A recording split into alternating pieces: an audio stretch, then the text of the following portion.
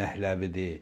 Ondan sonra xalq mücahididir. O Avropada olan, Amerikada olan Azərbaycan dərnəkləri var. Azərbaycan. Onların hamısına bir quş.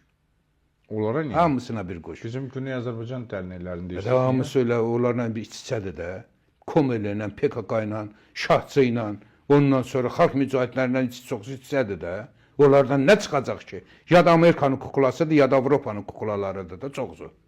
Var 2-3 nəfərdən başqa adam var. Komeli'nin PKK'nın toplantısında hamısının rəsmləri var. Eşidəcəkmi? Heç kim ala denməz. Azərbaycanımız güneyində olan gənclik var ha.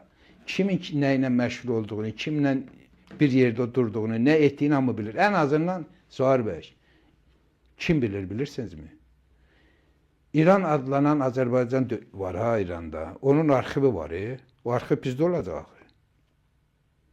Bu arxivdə çıxmayacaq ki, filan dərnəyin başkanı kimlə bir yerdə olub. İranın öz arxivi bizə işləyəcək. Zahir bəy. Ona görə Avropada olanlar İranın Azərbaycan olmasını istəmirlər. Niyə? Və eyni zamanda Tehranı da istəmirlər. Bilirsiniz niyə? Bilirlər arxiv çıxanda onların adları oradan çıxacaq ki, bunlar kimdir? Onun öz cilidlərini, dərilərini qorumaq üçün Azərbaycanın yarısından çoxsunu satmağa hazırdılar. Biz də onlara deyirik ki, Tehrandakı arxiv Böyük Türk millətinin dövləti olacaq. O arxiv tək 100 illiyin arxividir Zahir bəy. O arxivdə Qacarların, Afşar Nadirin, Səfəvilərin və bütün Azərbaycan dövlətlərinin tarixi oradadır. Bütün dövlət arxivimiz orada, tapımız orada yerləşir Zahir bəy. O tapını biz ələ keçirməliyik. O tapını biz ələ keçirəndə görəcək Amerikada, Avropada oturanlar kimlərə kukulalıq eləyiblər. Və onlar da Azərbaycanın gələcək taleyində heç zaman iştirak edə bilməzlər.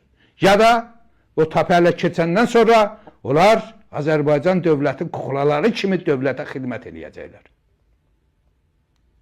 Nəsə bir şey Hər kəsə mesajım aydın və netdir Zahir bəy.